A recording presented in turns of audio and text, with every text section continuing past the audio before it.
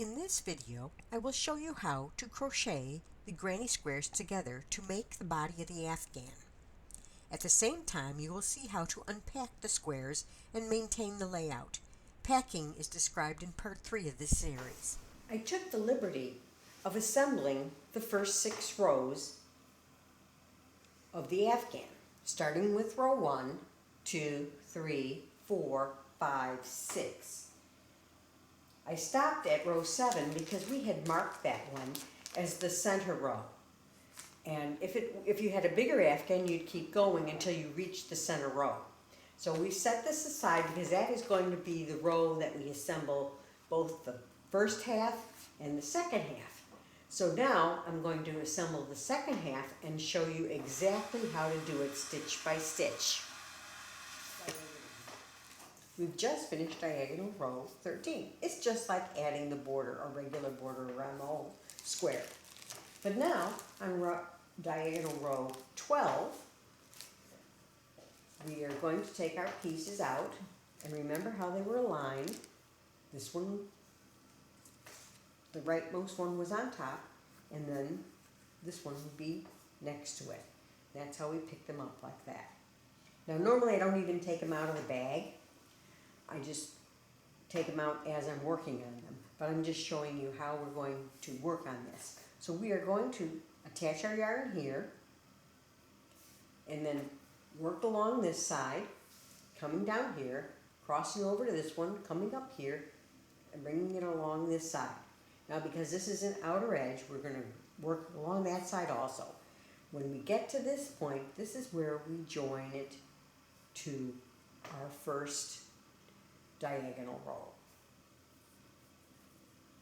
We're working this exactly the same way as before. We're to the second corner.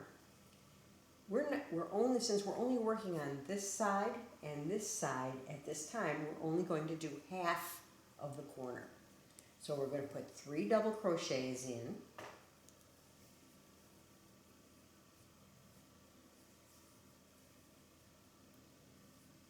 Chain 2, and then we're going to take our next square and start in this corner. We're going to do the other half in that corner.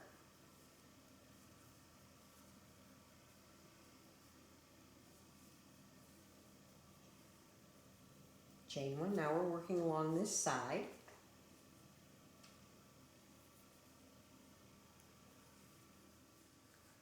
Okay, you can see that we need to complete this outer edge. So we'll continue working around this side and complete that corner totally. Now this next corner, we're going to complete half of it because the half of it, the corner, belongs to the outer edge. We're going to do our chain 2. Now let's lay this out so we can see what we're doing. This half belongs to the outer edge.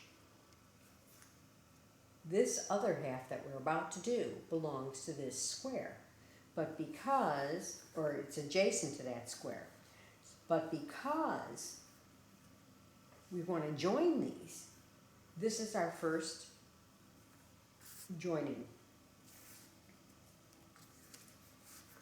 We are going to pick up this one, and I've already chained my 2. We're going to take our loop off our hook, insert in the space our hook from the right side to the wrong side, actually the back side, pick up our loop and pull it through. So this is a loop through the space. Now we're going to chain 2 and we're going to return to our original the square that we were working on, and we're going to complete the 3. 1, 2, 3 double crochets. Now, let's see what it looks like. have a nice loop coming over the edge. How neat that is. Now, the next place we do a chain 1. And that, to make the space, that is aligned with this first space on the row 1.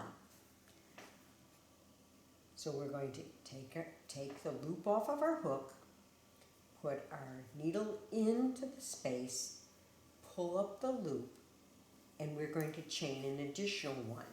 That additional 1 locks it down around this edge, but it also gives you enough space so that the squares can lay flat instead of being bunched up. So that is how you do a space join. It's a loop through the space. So then we return to the working block, and we finish the next one.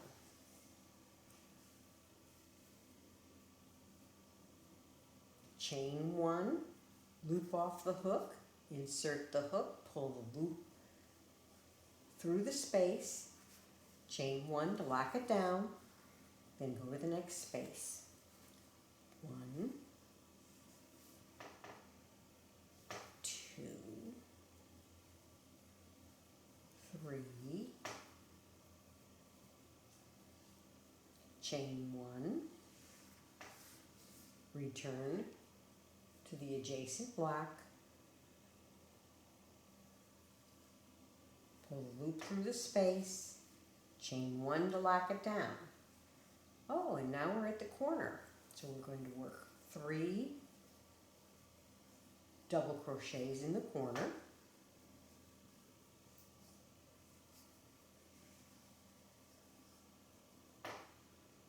Okay, and then we're going to do our chain 2. But at this time, we are not going to return to this one. We're just going to leave this one undone at this point. We are going to go back to the next block in the diagonal row and just do the chain 2 and then complete the corner over here. So we're going to do 1, 2, 3,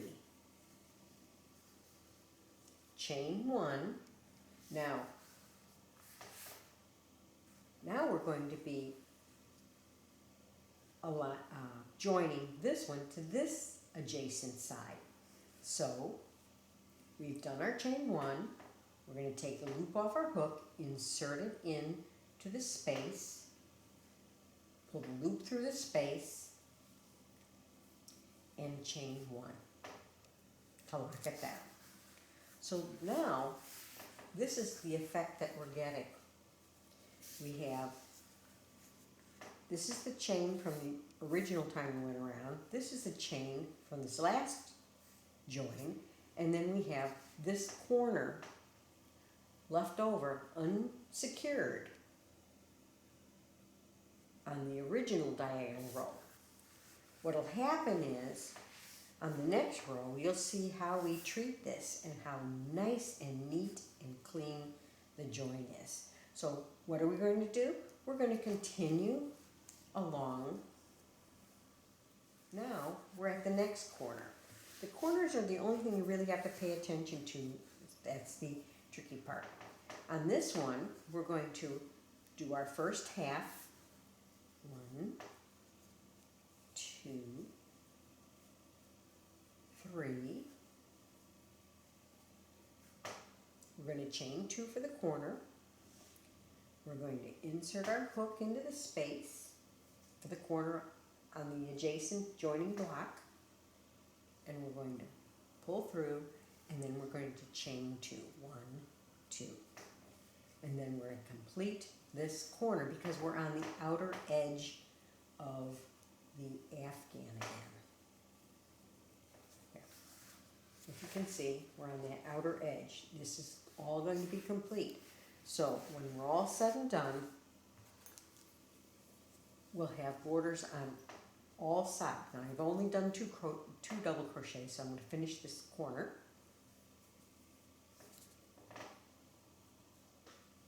Chain one. Now there isn't anything to join to, so that we just work this as regular.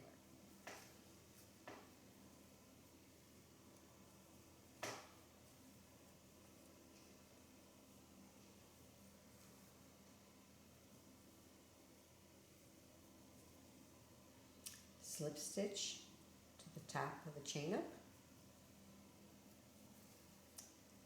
and cut your yarn. Now, let's align it row 1, row 2, so we know what we're doing. You always want to weave in the end here, so go ahead and weave these two ends in, bury them, and then I'll join you to start round the third diagonal row. We're ready to start our third row. And in this case, since we started with 13, this is 12, it's 11. So we're going to take our bag of pieces, and you don't even have to take them out of the bag until you're working on them. They're in order, and we're going to work on this starting up on this edge, and just like our last one that we did, then we're going to go through the next one and the next one. That connects them. So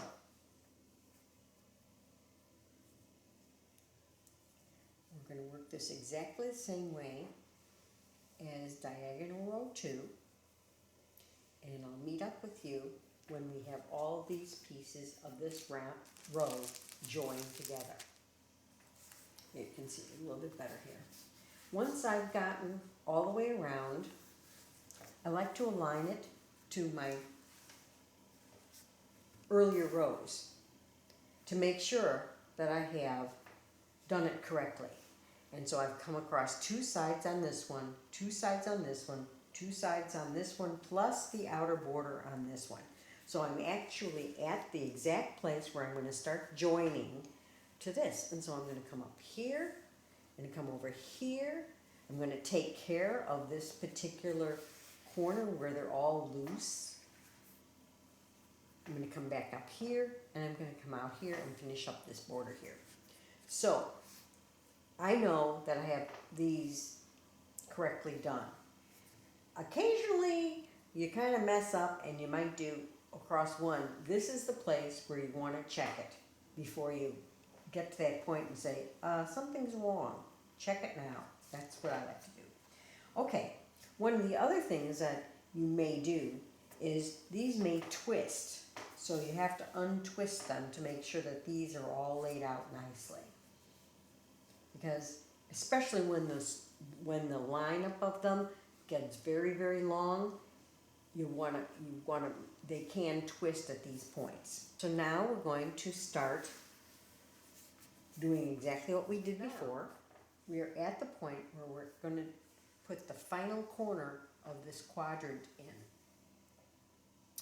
So we're going to work 3 double crochets in this space. 1, 2, 3. We're going to do the chain 2 for the corner. We're going to do the loop through the space a little bit differently because we want to catch all these. So we're going to take our hook and we're going to put it in the space that's kitty corner from it.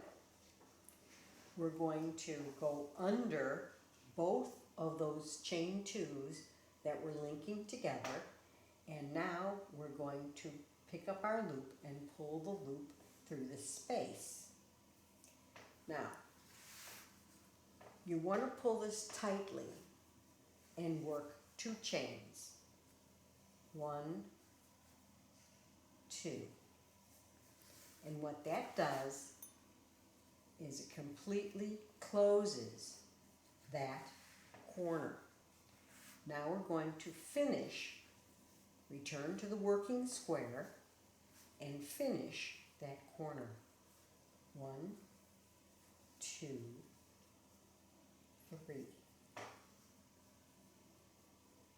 chain one, go to the adjacent square where you're going to join it, do a loop through the space, and chain one to lock it in. Now let's go back to what this looks like.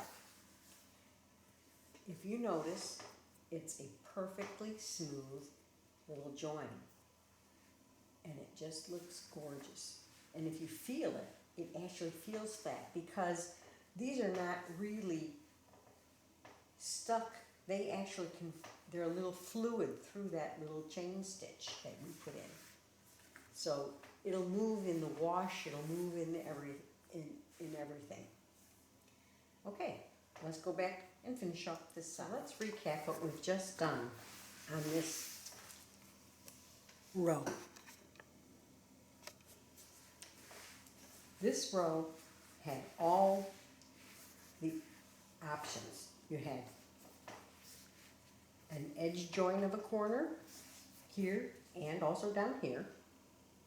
You had the skipped ones where you don't put it in, where 3 corners come together. And you also had the place where 4 corners come together, where you actually join up. When the 4th piece comes in here, you actually tie these all together by inserting your hook under all those things and then working on your working piece over there. So, now that you've learned how to assemble this, I'll see you back when we have the rest of this half finished, which is 3 more rows, and then we'll do the final join on the 7th row. We are ready to put in row 7, but if you recall that up in this corner, this is actually the row 1. So we're going to reverse our pieces because when we lay out the colors from row 7, they're actually from right to left. And here's our bag of row 7, the center row. If you look up close, the first square of row 7, diagonal row, will attach to the bottom edge of row 8 and the upper edge of row 6. We're going to attach our yarn on the outer edge because it'll be easier to weave in the end when we're finished with the round. So, we usually go across the top and down the side, but the top is now adjacent to the bottom of row 8. So, let's start, and I'll show you how to do this. It's very much like what we've done already.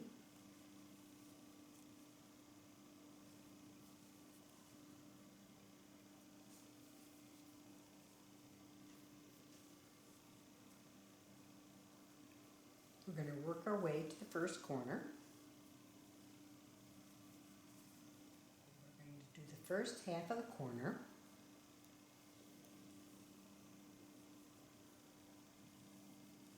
And just like we had done so many times before, we're going to chain 2.